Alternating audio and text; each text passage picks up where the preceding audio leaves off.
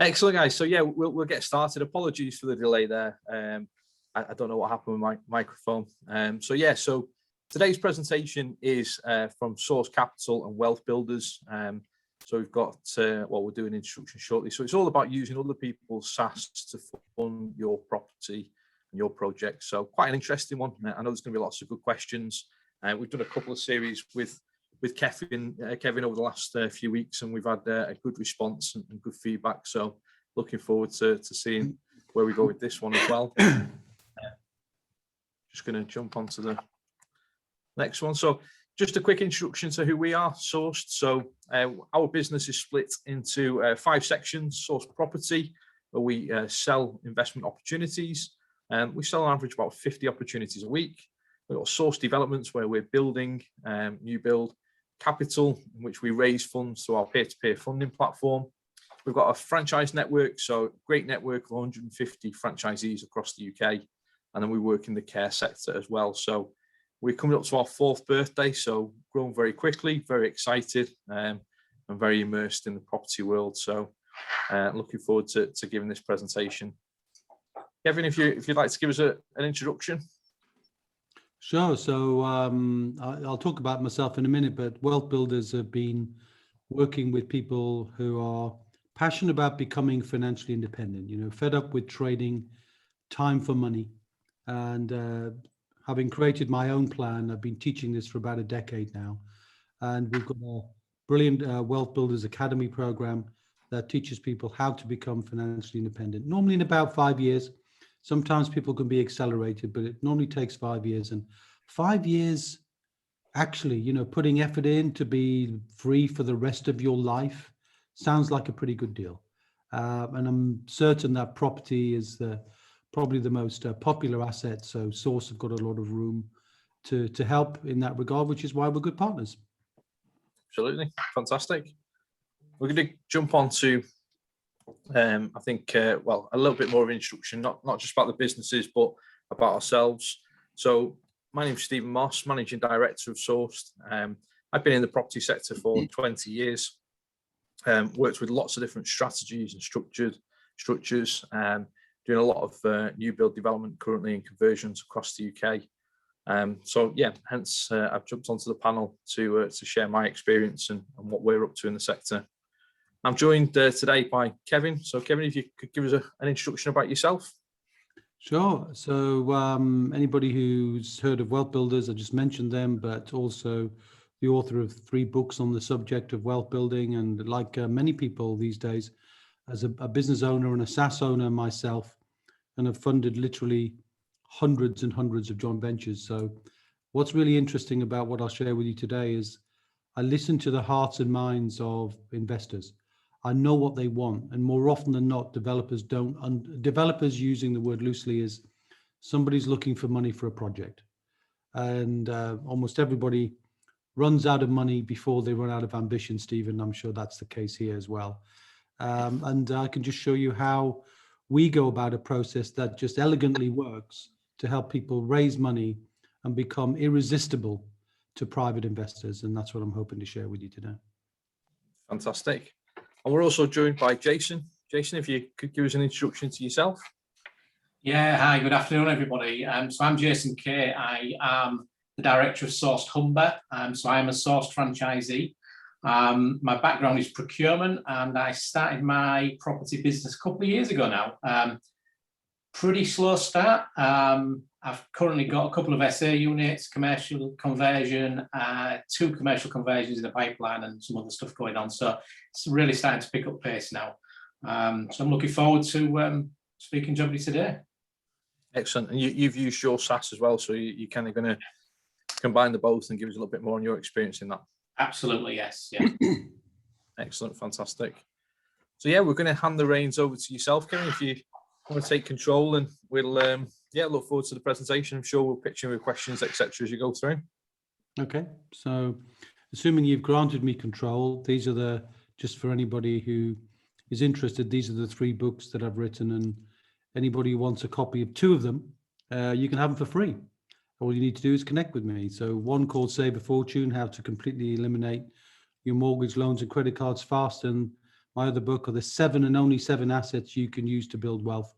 The third book, The Wealth Coach, I co-wrote with Brad Sugars, who's the founder of Action Coach. That's not being launched officially till April 2022. And that's because we've got a big stage of 2,000 business owners that we want to launch this to. It was supposed to be launched this year, but unfortunately, COVID got in the way, didn't it, really? Okay. I think we had this challenge. There we go.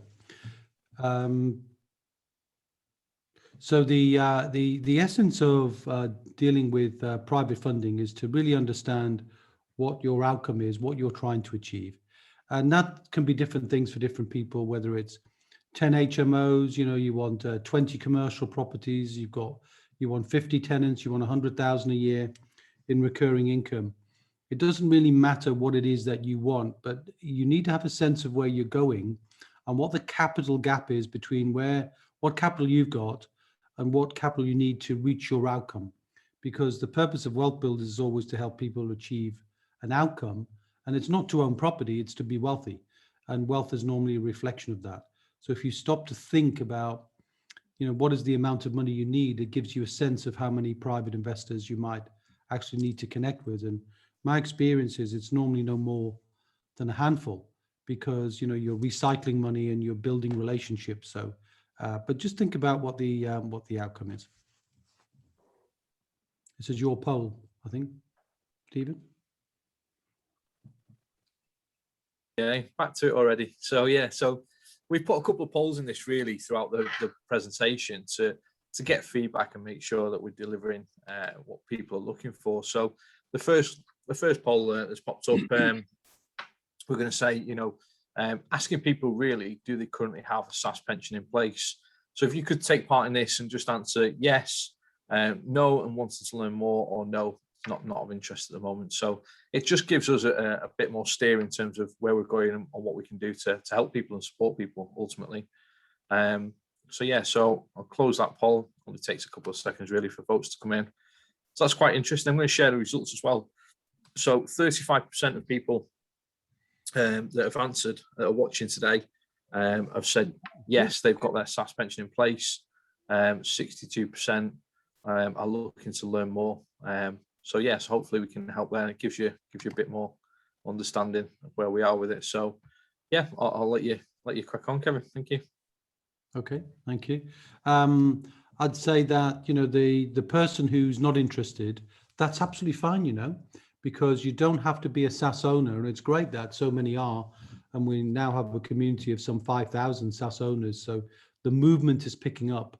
And thank you to you and your team, Stephen, for doing your best to get the SSAS word out, and people like Jason as well. But even if you're not a SSAS owner, do not worry, do not switch off, because it's getting other people's money that's the key. Okay. So in order to become investable, you've got to recognize, I think, and it's just a basic 101 lesson, that you have to seek first to understand people. And usually I find the opposite is true. Now, this is a quote from Stephen Covey, and it's about building and nurturing relationships. It's not about talking the language of the deal. It's not about talking at people. It's about engaging with people. And so much better to do that. And I'll show you how we do that in a moment.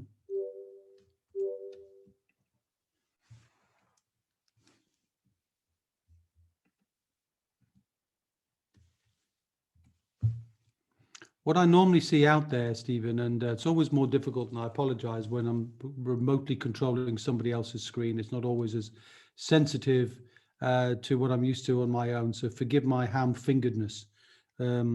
But anyway, I'll get the message across here. Normally what I see out there in the world of people talking, in days when networking meetings were real and people were showing up, and, that's not going to be too long away soon, I think, is somebody's talking at 90 miles an hour and somebody's listening at 30 miles an hour, and they don't really hear the silent gears that are just not connecting. And usually it's the developer, the optimistic, the rose tinted, I need the deal, I found the deal, they talk the language of the deal, is at 90 miles an hour. And the private investor might be interested, but they're kind of their fear is the loss of their money, and they're nervous, but they don't want to show weakness. And also they may have somebody else to talk to back at home. So, they can't just listen to what you have to say. And more often than not, it's really only about that thing that happens. And it's a very unfortunate thing.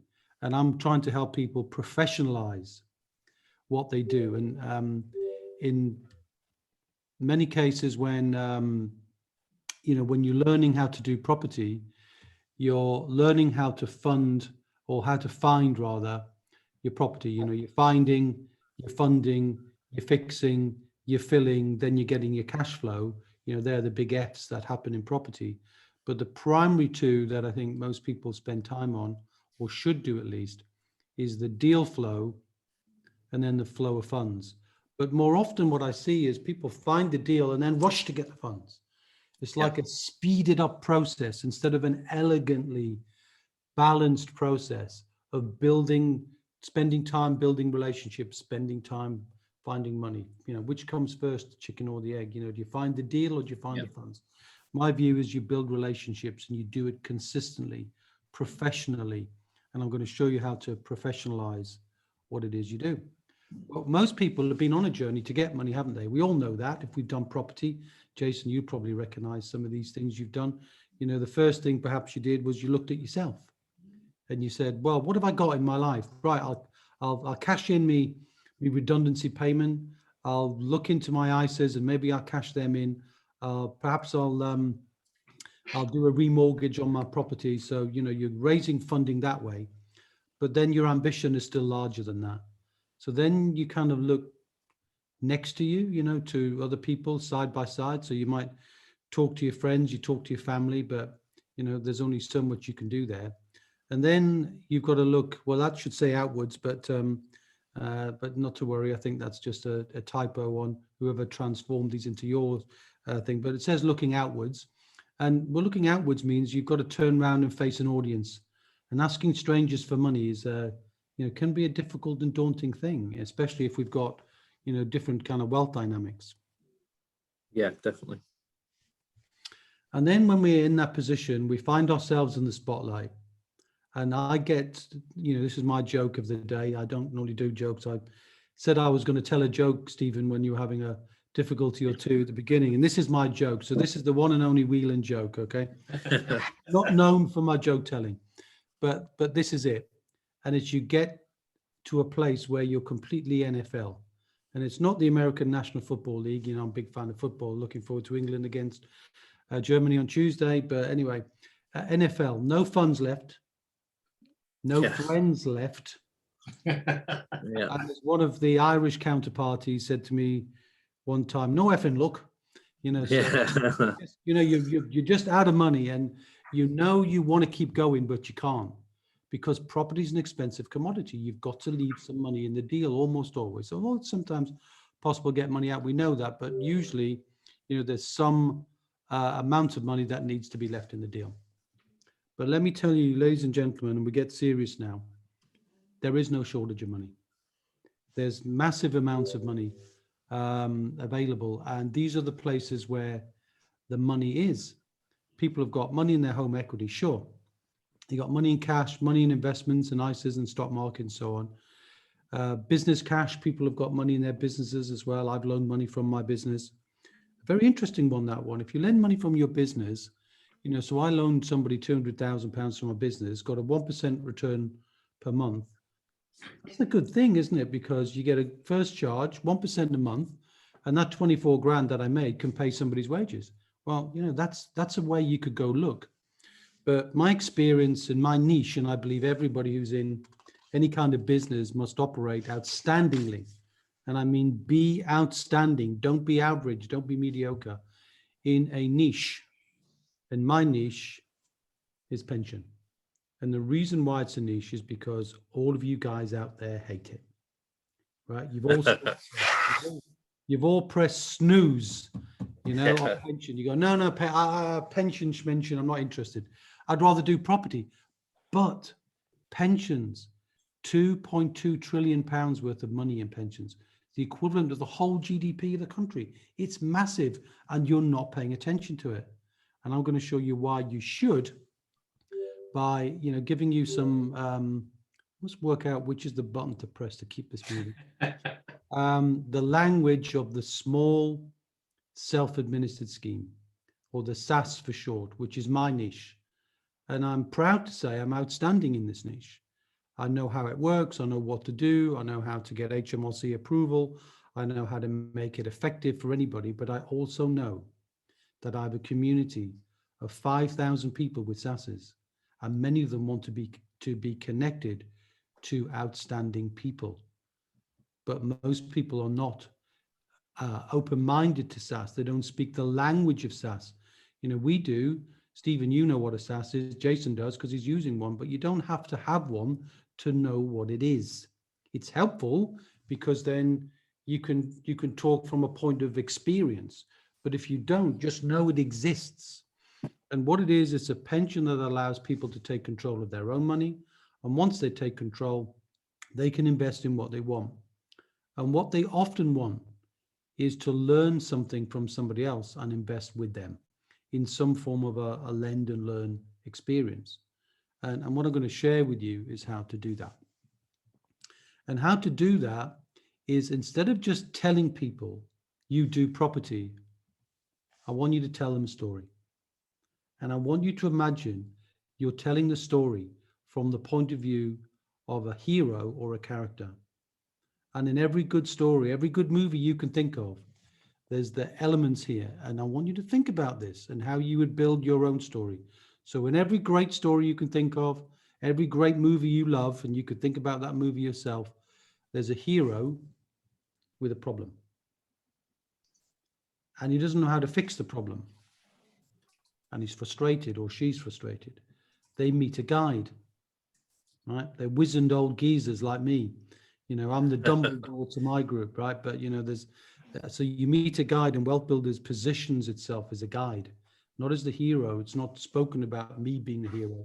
It's talking about my team being the guide, who gives them a plan that shows them the solution to the problem, that then asks them to take some action, that then leads to the solving of that problem, which avoids the failure. Now, how does that work in this sphere? I have a problem, ladies and gentlemen. I'd like to be, for a moment, I'd like to be your hero. And the hero is, my problem is, I found a solution that most people haven't seen yet.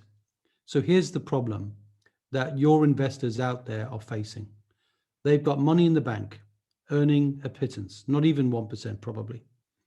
They've got money in a pension, conventional pension. They don't know what it's earning, but on average it's probably getting them 6%. But by the time they pay the 2% charges for the financial services they get, whether they're good or bad value, I'll leave you to think about.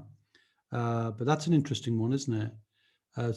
So if I'm getting 6 and I'm netting 4, I'm paying 2% to the industry. That's a third of my money in a joint venture where I take the risk, they don't take any risk. It's all my money, none of their money. And if it all goes wrong, I can't sue anybody. Interesting one. Interesting joint venture, that one. Anyway, I'm not a big fan of long-term financial services being paid for no added value. I think creating value. But what can you get? So here's a thought. Stephen, maybe you could ask the question in the chat box. If you're doing HMOs or any kind of property strategy, or you're doing comp to resi, just put a number in the box of the kind of returns that you're capable of getting. And it's not a race, it's not a competition, we're not publishing results. I'm just trying to illustrate a point. What would be a decent return that you'd be capable of getting just to help this thought process move along a bit?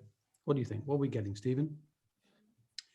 10%? 10%. Yeah, typically, as a kind of minimum. There's always obviously higher ones, and there's always some low ones, but yeah, I'd say we're comfortable with 10%. Yeah. From a commercial to resi, are you talking about the profit margin, or are you talking about just profit is good? Yeah, profit is good. Yeah, so profit margin on a commercial to resi, typically 20-25%. Okay, so let's say then it's reasonable that if you're good not even outstanding, you're going to get between 10 and 20%. Yep. Reasonable? I'm not making things up, right? You know, this is reasonable, and people are backing that up. I can see in the chat box. Yep. Why isn't there a queue of people beating down your door? If you're getting 10 or 12 or 15 or 20, and you know they're getting between 1 and 4, why aren't they knocking your door down?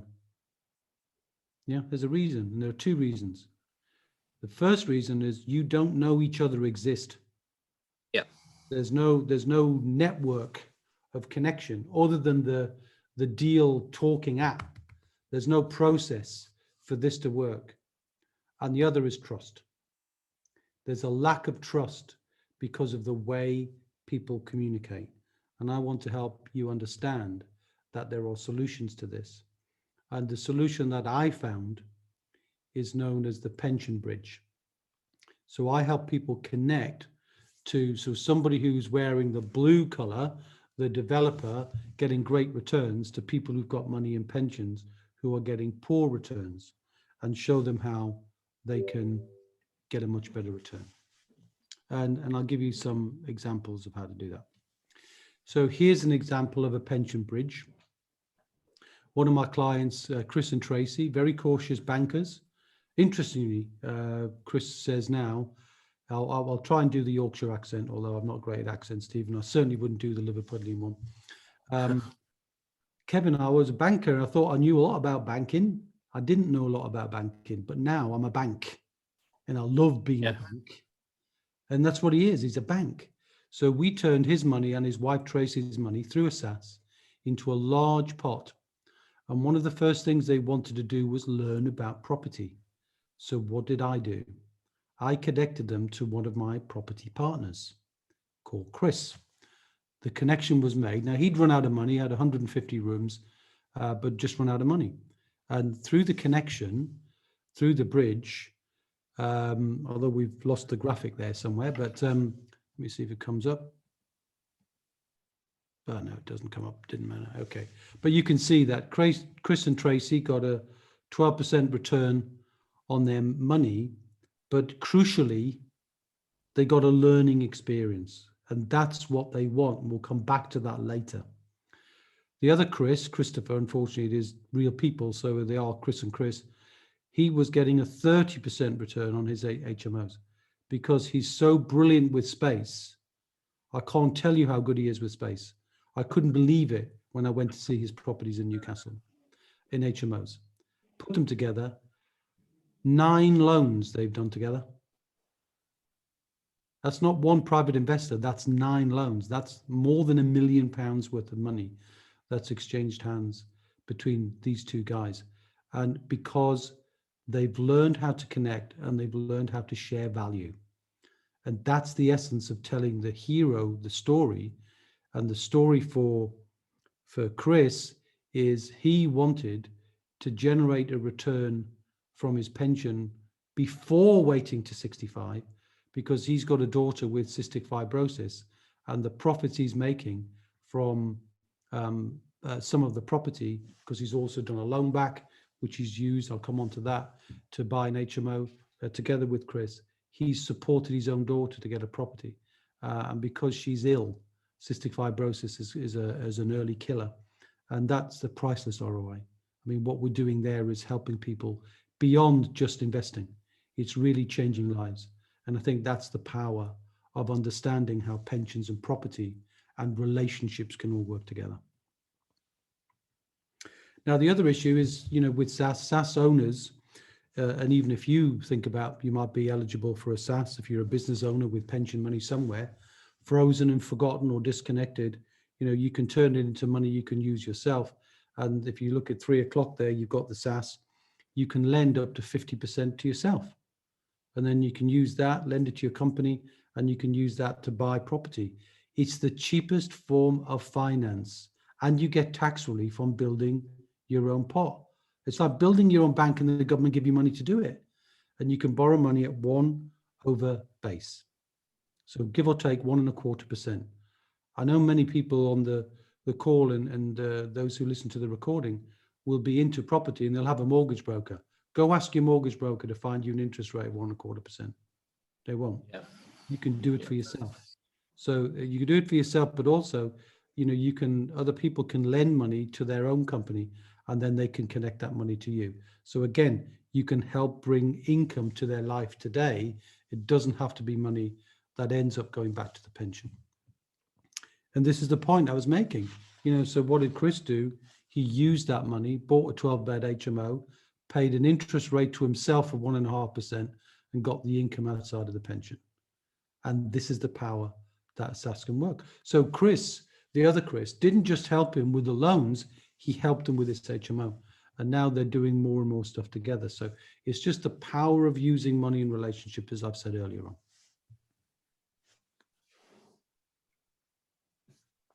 Fantastic. Okay, so if I can move this on for you.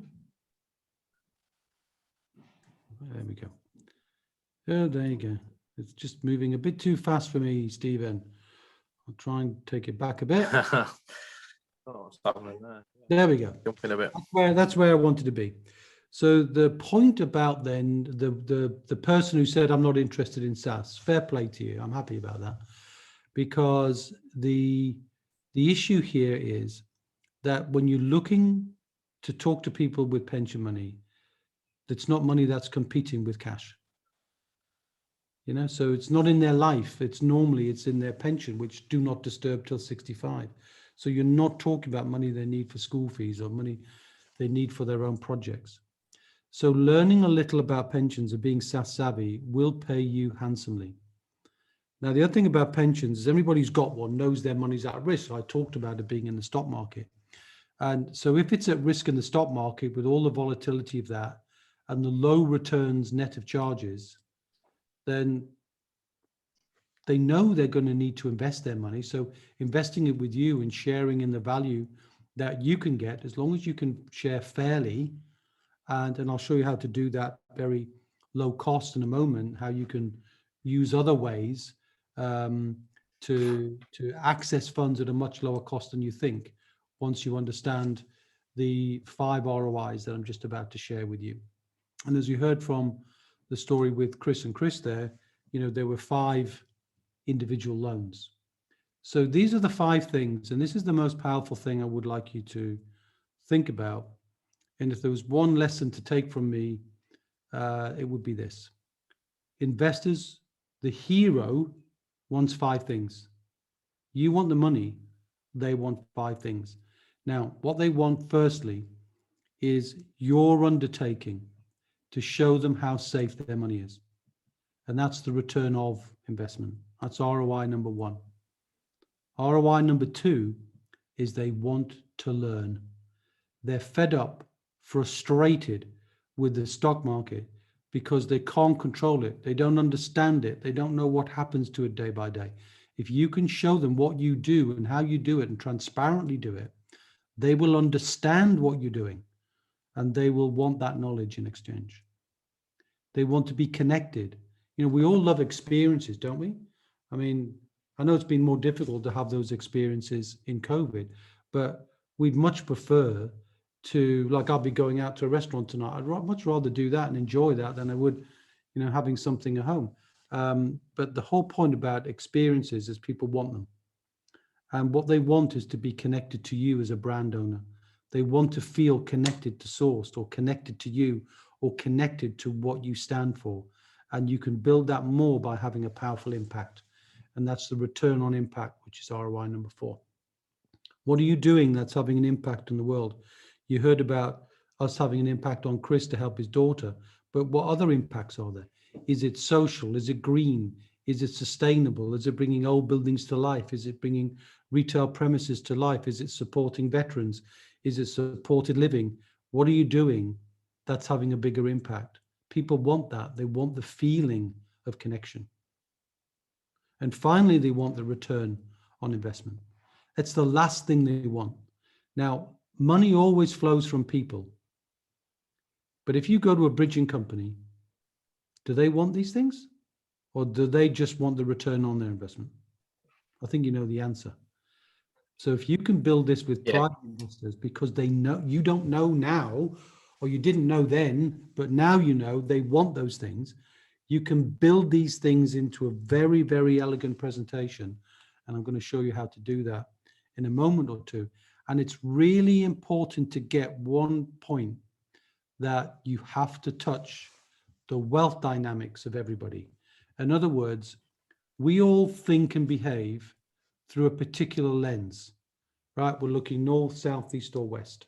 We're either very creative. This is wealth dynamics, created by Roger Hamilton. A lot of people know about this.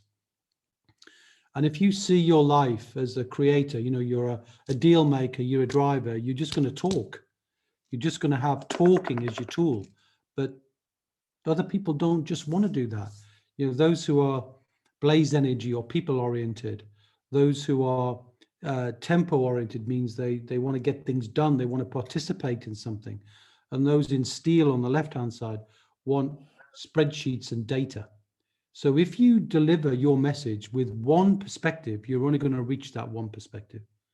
So you on your own will only reach 25% of your audience. But if you can touch and understand all four, then you can build a presentation that reaches everybody. And that's the way I approach it. And the way to do that is to create a document. And the document that we create follows a storyline. Now, you can use the storyline, you can change the storyline, but it touches these core elements. You know, we need a business because we want to invest with a business. If you look at the logos at the bottom of the page, what do you see? You see a very elegant S for sourced, and you see a foundation, 7 pillars and a roof for wealth builders. You know, we're trying to create that brand, that reputation, that relationship. When people see that, they know it's us. Well, what's your logo? What's your mission? What do you stand for? And the mission is phrasing it through the eyes of the investor. So here at ABC Property, we share the huge value we create in our property projects with investors, right? So you talk about sharing. I'm just not using, don't use those words literally, but there's so many different ways to craft that message.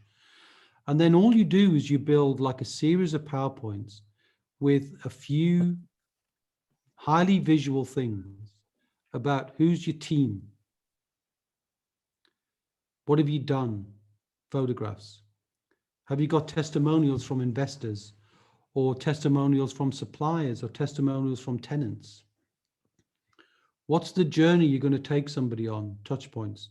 You know, stage 1, I send you my document. Stage 2, we have a virtual coffee. Stage 3, we meet in person. I'll show you some of my projects. Stage 4, we assess your eligibility and what you're really looking for in your funding. Stage 5, we take you through a process to sign you up as an investor. What's your process?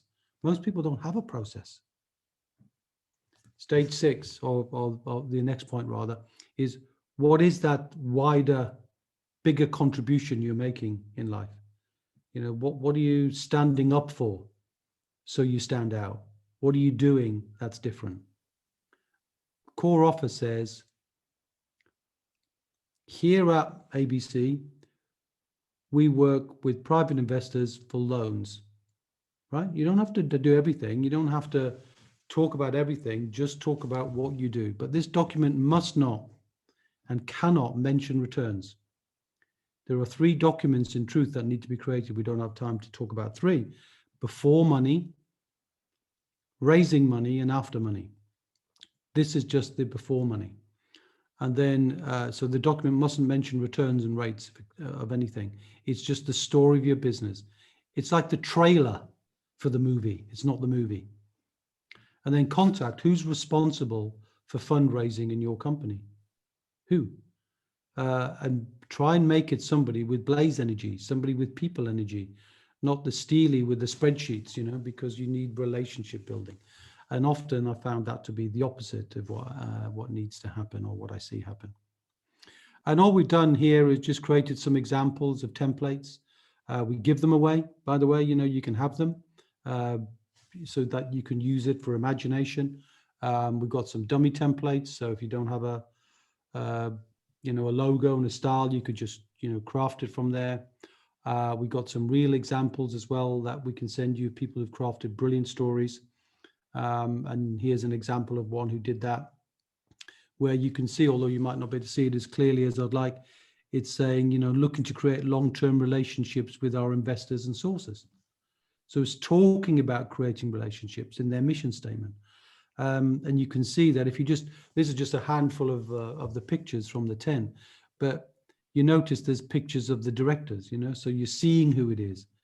You're noticing that there's the hard hat and the high vis jacket, which kind of says you're going to come and see our sites.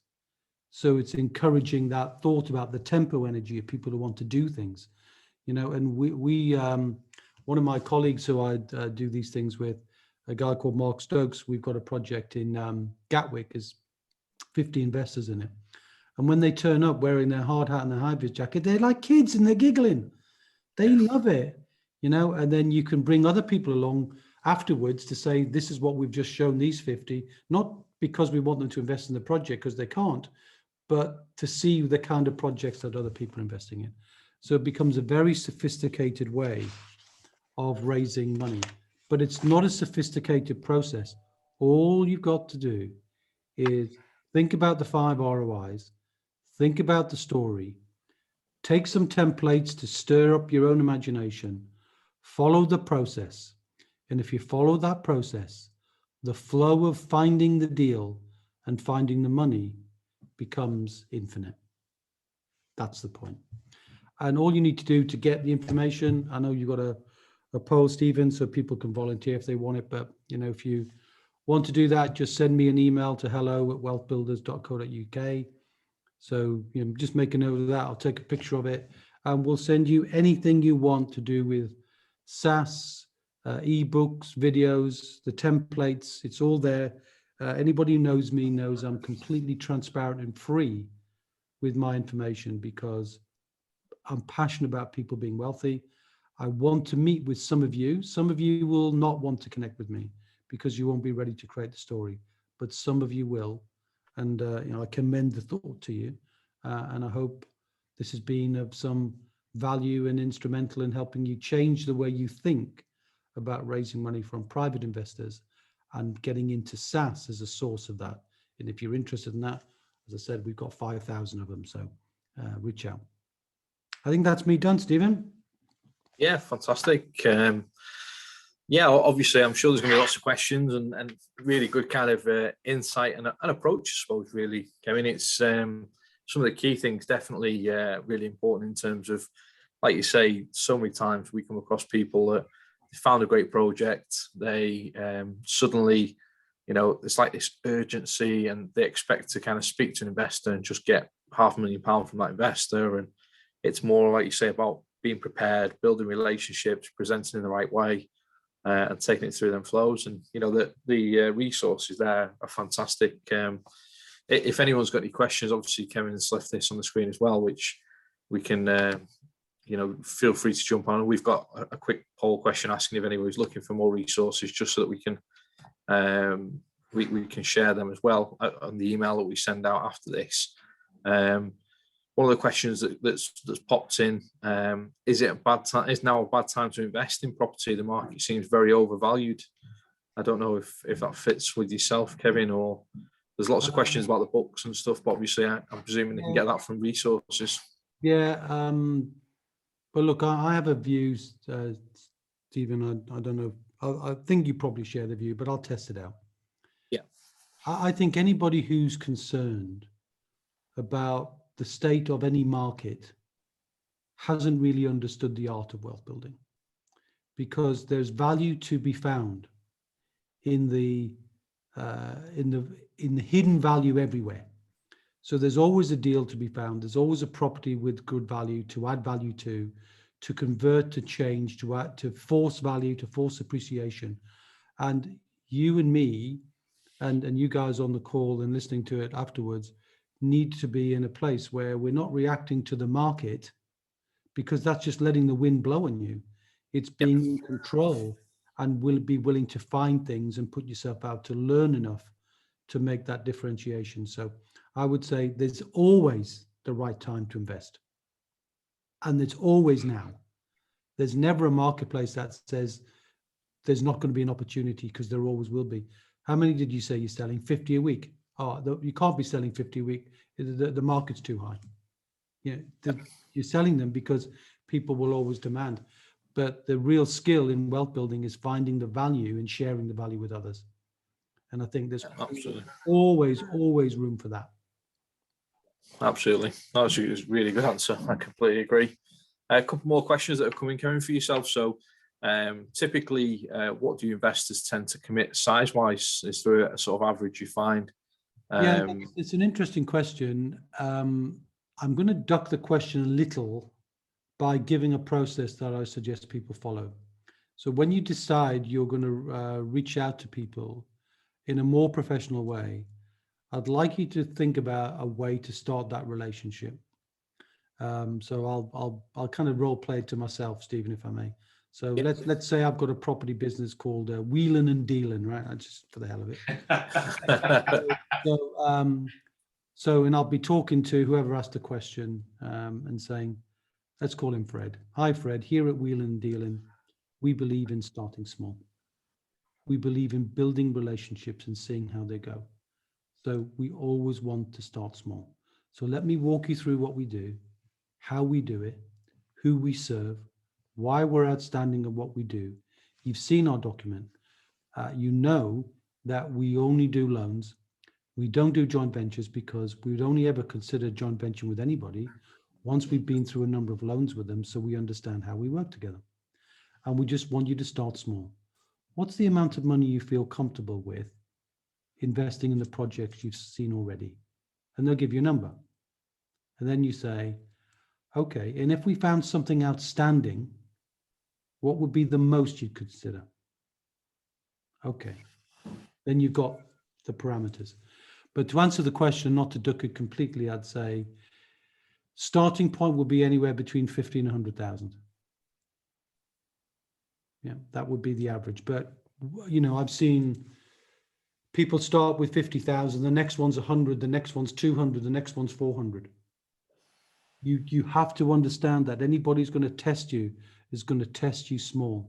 And you want to test them small because you want to build a relationship. They might be terrible investors. You know, they might promise but don't deliver. They might want to get involved. I want you to change the color of that. Well, I don't like pink, I like green. You know, you've got to set the parameters. But generally speaking, I'd say start between 50 and 100,000. I'll just add to that, if I may, guys. I think there's also looking at the other side of the coin, and in terms of if you're the investor and this is the first time you've invested, or the first time you've invested with this individual, it may be that this individual hasn't got that much experience. So you may want to start small, like Kevin says. So from the investor's side, you know, I'd be looking at maybe 25,000 as a first deal for somebody who's not got a lot of experience. If it's somebody who's very well established and has got that track record, then I'd invest more. But if it was somebody, you know, in the first year or two, then I'd maybe go for maybe 25 grand or something, if it's not a big project. That's fine. The amounts of money are only relevant to their experience, your experience, where you're buying your properties, you know, the cost of the properties and so forth. But I take your point 100%, Jason, that you've got to, the importance is building a number of relationships, not waiting till you find the deal to then try and find the money, is have this as part of your process. And once you've created a document, get the document out to everybody. And here's how I encourage people to do it. Once they created one, it's not hard, right? Most people won't do it. So how many people on the call, right? 60 people, give or take, right? 20 people will do it. 40 people won't do it. They won't force themselves through the pain of examining the information I send them and deciding to do something about it. 20 will. And the 20 will get the money then, right? But the way to get started is once you've created version 1, you know it's version 1. It's not version 10, it's version 1. And you send it to people. Do you remember the slide I showed you when I said you got your money from you cashed in your own money and then that you were looking towards, you're getting people next to you. You send it to people and say, hey, you know, sometimes when you're close to something, you can't see the wood for the trees.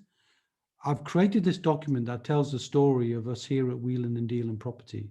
And I'd just love for you to give me your feedback, because I really like and appreciate that's different sense of perspective that you don't always get from looking at yourself. So would you do that for me? And of course they're going to do that.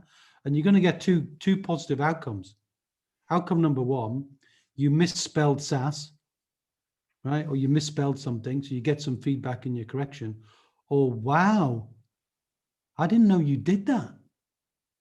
Either way is a good result. Yeah, so just put yourself, please, through. It takes 90 days to do this, about 90 days to get this done. Just, if you're serious in property, take 90 days. Learn how to do this. You don't have to do it on your own. If you want help, we'll help you. But you can do it on your own. We give you the tools to do it. So you can. Because I really want people who are good to come back to me and say, here's my, give you a self-checklist as well, because I can't check everybody's. But, you know, if somebody spends enough time and does it relatively quickly, sends it to me, have a quick look, I think it looks good, I'll say, let's talk. You know, so that's the thing to do, really, and take advantage of the generosity I'll give you for the period of time that I've got, which is the next 90 days. If you're not in touch in the next 90 days, it's too long. One of the questions, Kevin, I think you touched on it briefly before. One of the questions is from David, as a developer, can we contact wealth builders directly to source JV partners? No. I'm sure you get something like this all the time. I do, and the answer is no. And the reason why, number one, Wealth Builders doesn't directly do it. I have my own company that does that called Empowered Funding. And so Wealth Builders has got a community, but we have to make sure people are high net worth, sophisticated people. And we have to do that separately because we have to put them through a process. I'd say the starting point for anybody is just build a relationship with me. Just treat me as a valuable source of information and really passionate sharer, and just build a relationship. Start small. Don't expect me to be giving you a connection tomorrow. Otherwise, if you're talking 90 miles an hour at me tomorrow, I will not be interested. So, and I do that. It's weird. I've been to networking meetings before. And I've said, I can tell what they're doing, you know, because they're itching. I say, if you're going to tell me about a deal, you know, I'm going to do that and we're never going to talk again. You do realize that, don't you? And they want to tell me the deal anyway. Yet people just don't listen. So slow it down. If you're in property, you're in it for the long term. You're building wealth in the long term. You don't need to give me the best deal of the century tomorrow, because I'm not interested. I'm interested in relationships with great people who can deliver consistently great value. It's interesting. We had a golf event day yesterday for investors, property, like-minded people. Great event, fully booked out, and we kind of turned up. Everyone's as you have your bacon butty and a cup of tea before you go off. And a chap turned up, fully suited, briefcase, the whole lot. Sat down and opened up, started handing out business cards. And what he'd done is he'd paid to come on the golf day, but just to network, to sit down and talk to people, which, do you know what? That's thinking outside the box. Fair enough. Yeah. But the problem was that every single person he got hold of, he gave them this immediate pitch. And what was even worse was the pitch was, you know, I've got these property opportunities. They're in Birmingham, Manchester and Glasgow. I can't tell you any figures. I can't tell you anything about them. But I'm looking for someone to invest. Can you commit, you know, 100,000? And it was just like, wow, Jesus, you know, just literally met you, don't know anything about you. You can't even give full details on the deal. And that's such a common thing, isn't it? People are really precious about the deals. They won't share the information. So yeah, I suppose part of that is learn from other people's mistakes, because, you know, when he did leave, every single person in the room said the same thing, that, you know, I'd never invest in something like that. It's there's no confidence or no relationship ultimately. Yeah, and obviously the guy won't learn the lesson he get unless he gets feedback. So probably what, you know, whoops, I didn't move that. So what I would be doing is giving honest feedback to people, candid feedback, not harsh. I'm not a harsh person. I'm fair, straightforward, and straight talking. But if I'd like somebody to learn from that. I'd say, look, I really admire your energy, your spirit, your determination to show up. I think that's great. Can I just give you some insight? Are you open to the insight? And if they Yeah. say I'm open to it, I'll give it to them. If they say I'm not open to it, so that's fine. Thank you for your, thank you for turning up. I think it's a good Yeah. thing. But yeah, look, I'm hoping I'm getting through to a few people. 20 people. Yeah, no, absolutely. I know we've got a couple of questions here about projects and opportunities, and it's probably something I'll throw as well to yourself, Jason, just to learn a bit more about your experience. So, you've funded a project, you've used SSAS. So, do you want to tell us a bit more about your situation and scenario and what you've been through with it? Yeah, sure, absolutely. So I started the property business a couple of years ago, and the reason I was able to start it was purely because of SSAS. So I had a pension that it was 11 years into a corporate business I worked for a few years ago, and I disregarded it. It was a good pension, but it was still never going to make much difference to my lifestyle when I retired. So it was never in my sort of retirement plan as such. And then when I heard about SSAS and started looking into it, and I got a transfer figure, a CETV, I was amazed by the value of the pot. Now, to some, it wasn't a massive value, but to me, it was like, whoa, I can actually start this property business with this amount of money. So that's what I did. And it took me probably a year to get the funds transferred. Now, the actual setting up of the pension took 3 weeks, and there was Christmas in between. So we applied in December, and it was approved in January. So that was really, really good going. But the actual process of getting down the line, IFA advice, etc., took a long time. So I was a year without being able to get started. But in that year, I was learning a lot. I was mixing with the right people and networking and all the rest of it. So it wasn't wasted time. What that then allowed me to do is buy my first commercial conversion. I bought that last year, and basically just a shop and uppers, very cheap property. I converted the uppers into a 2-bed apartment. That's now on running a serviced accommodation.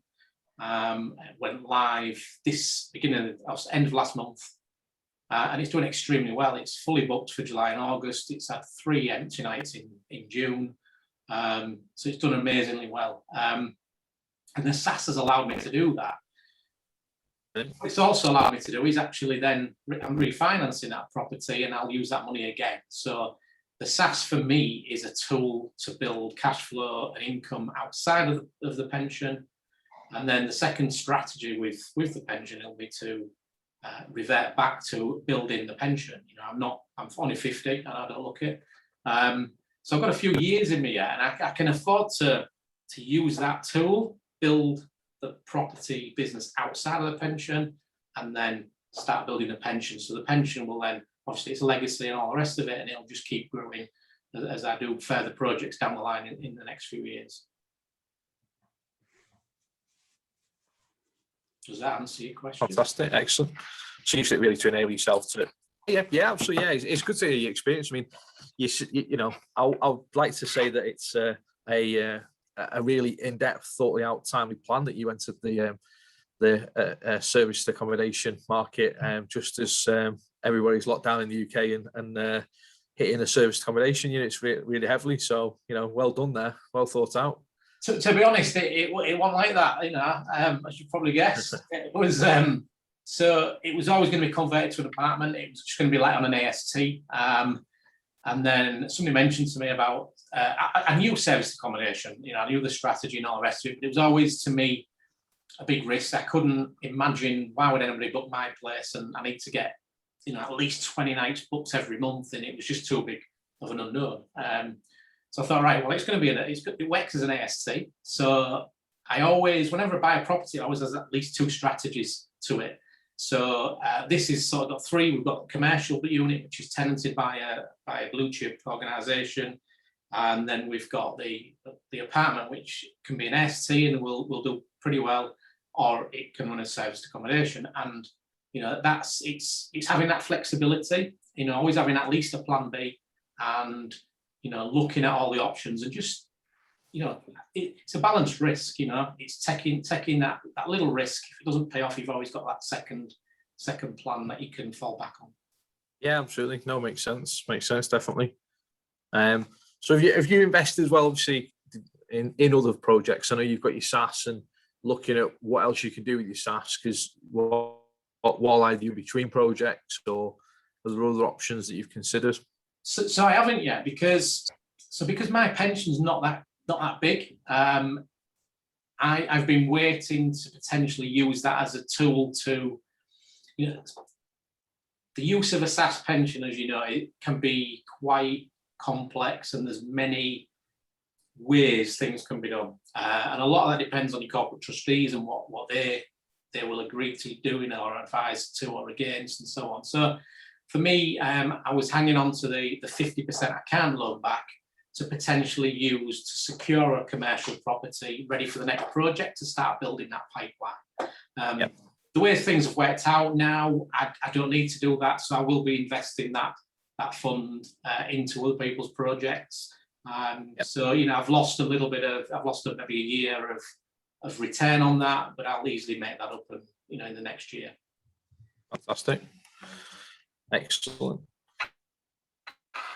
How to get access to funds? So obviously, you're talking about you're going to be investing funds. I think Kevin's really covered this. I know some of these questions are for between both of you, but to be fair, I think Kevin's done quite a good job of explaining really how to get access and how to present yourself and how to approach it. I know we're overrunning the hour slightly, but we were a little bit late starting, so we're quite close to the end. So I'll finish these points as well. So. Part of ultimately what we do as a network, and I touched on the business sourced earlier on, from a franchise point of view. So we've got a franchise network of over 140 franchisees, and we provide them with training, support, and funding as well. So using the source capital, the source brand, the source group, and to help them in introducing and working alongside people that have got SSAS and cash and can invest into their projects either as an investment through a loan or ultimately as an investment through peer-to-peer platform or joint venture opportunity as well. Our franchise model, just to kind of give people a bit more of an insight, our franchise model split into two partners. So we've got our network, which ultimately is people like Jason, who are finding opportunities, developing them, and pretty much in property as a business generally day to day.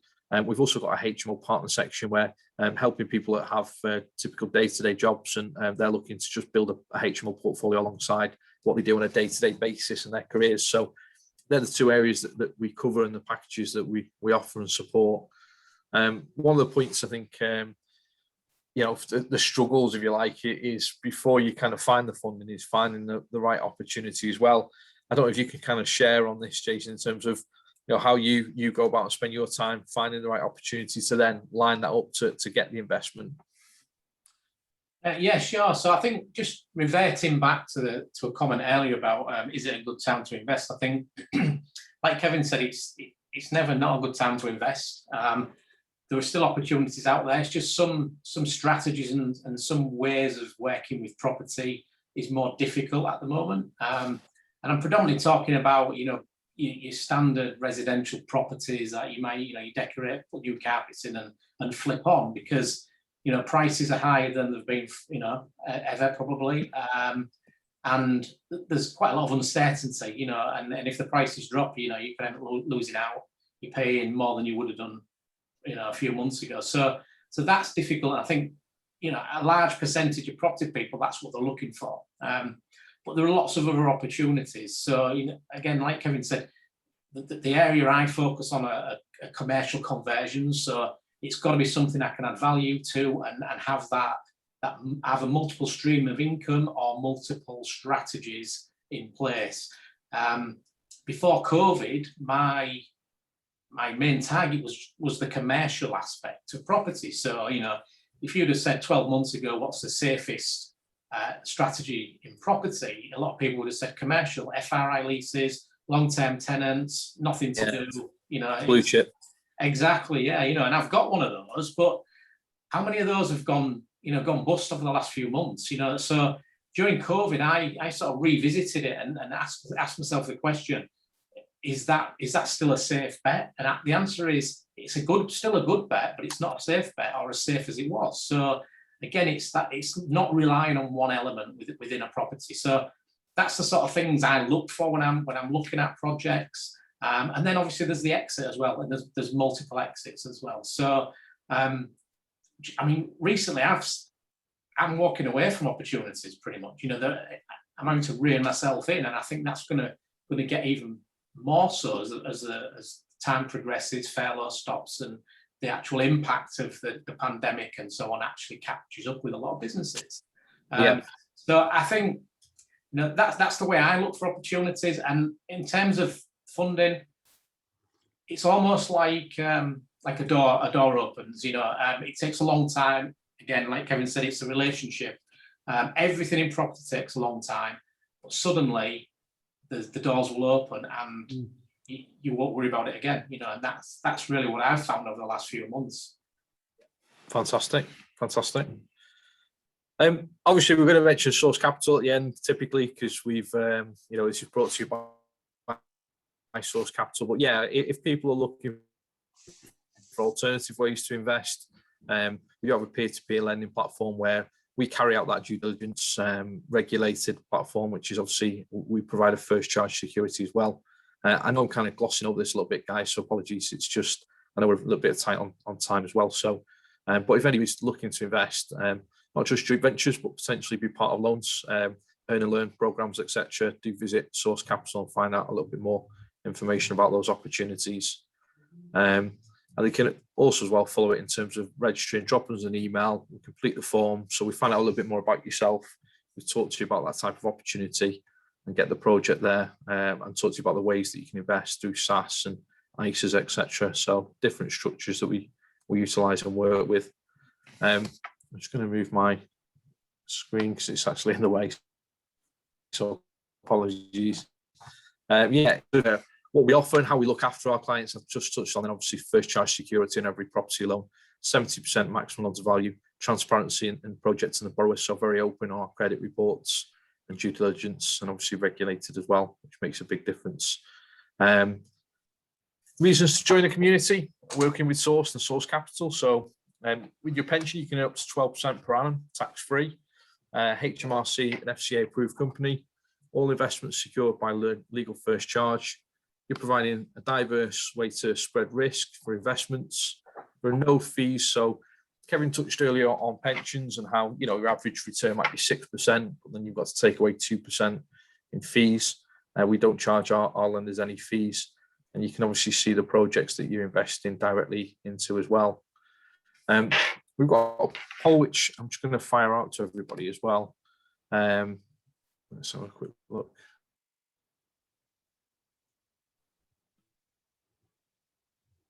I think it's this one. What the strategy people are watching this in terms of their SSAS, or if you've not got a SSAS, what your strategy would be. So is it to launch, to access funds? Is it funding your own projects? Is it funding other people's projects? It'd be good just to understand what people are looking to actually use the SSAS for and what way. So yeah, I'll give you that couple of seconds just for people to complete. While you're doing that, I'll just mention, Stephen, that sometimes people get confused that there's a difference between those people who have a SSAS for themselves. There are some things they can't invest in, like resi property, but you can invest in somebody else's resi property because you're not controlling it. So there's often a misnomer that pensions and residential property don't go together, but they can. And equally, there are two types of property: exempt residential property and taxable residential property. So some residential property actually can be used. So again, it's just getting familiar with these things. And this is not the right environment to go into all of those: serviced accommodation, supported living, commercial to resi conversions. But there's a whole bunch of them where there are things you can use your SSAS or other people's SSASs to facilitate your projects. And by the way, in association with other lenders. So, you know, you can use private lending and, you know, other ways of getting capital from some senior debt providers, from crowdfunding, presumably from Source, if people are looking to top up, you know, equity and so on. So there's it's a stack of money, isn't it, that you just try and blend into a structure that works best for you and for your investor. Yeah, absolutely. It's interesting you say that about accessing the funds, because, you know, the question was, what's your SSAS strategy? You know, what you're ultimately looking to do. And 48% access to funds. So for different reasons, I'm presuming a lot of that access to funds was, followed up by funding our own projects. And with a smaller proportion, 30% of people actually looking to fund into other projects. So people obviously are looking at SSAS, which is good and encouraging to think, well, I'm going to use this as a tool. I'm going to, to grow my portfolio or ultimately achieve what. And it can do that. So yeah, fantastic. In a way that no other pension can. So that's the key. If anybody's got any more questions, I know there's been a few coming through on the chat and people have finished. People we've been answering some going through as messages, etc. Let's just check see if there's any more new ones popped up. We've answered quite a lot of these already. Can we receive the recording by email? Absolutely, we'll send this out. David's looking to find out how he contacts Kevin directly. So I'm presuming hello@wealthbuilders.co.uk. Just the email I left on there, that gets sorted and will get through to me within a day or so. Fantastic, and we'll follow this up as well with the email that comes out to everybody. So everyone can be aware. There's obviously free resources on Source Capital as well. So if anybody's looking for further information, they can download there. And a massive thank you everyone for watching first of all, and putting some really good questions forward. Thank you for the guests. Thank you, Kevin, for sharing all that knowledge. Really appreciated as always. I always learn something new, which that's good. It's really good. Jason, thank you for coming on, sharing your story. Really appreciated. Can I just add something, Steve, before we wrap up? Just really quickly and completely unscripted, but I just wanted to offer out to the participants, if anybody wanted to have a chat about Source Capital or being a Source franchisee, etc., or even just setting up a SSAS pension, I'm happy to share my experience and have a chat with them. Just connect with me on Facebook or LinkedIn. Yeah, excellent. And we'll obviously share details on the follow-up as well. So, no, thanks for that, guys. Have a fantastic day. Thank you everyone for listening, and we'll follow up with an email as well. Thank you. Have a great day, everyone. Bye. Thank you. Bye. Bye.